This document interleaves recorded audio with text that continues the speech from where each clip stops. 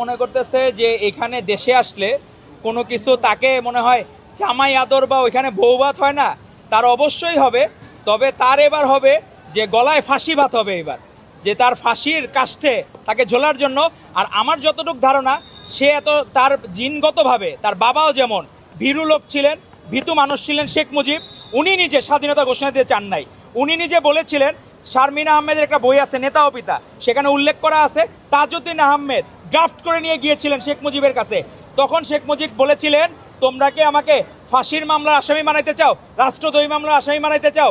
তো শেখ মুজিবের জিন যেহেতু শেখ হাসিনা পেয়েছে, সে 100% ভীতু বলে আমার মনে হয়। এরকম বর্বর ভীতু বাংলাদেশে বিরল। আর সে আসলে তার জন্য ফাঁসির কাজটা অপেক্ষা করবে। আর মানুষজনের বাংলাদেশে সেই দিন যে আসবে, সেই দিন বাংলাদেশের মানুষ অন্তত মিষ্টি বিলাবে যে এরকম ফাঁসির আসামি যে দেশে ফিরছে। তো আমার মনে হয় এগুলো হলো ব্লাফ দেওয়া আর মার্কেটিং করা। আমরা আশা করব আপনারাও এ ধরনের যে যারা অপরাধী তাদের এরকম নিউজগুলো প্রচার থেকে বিরত থাকবেন।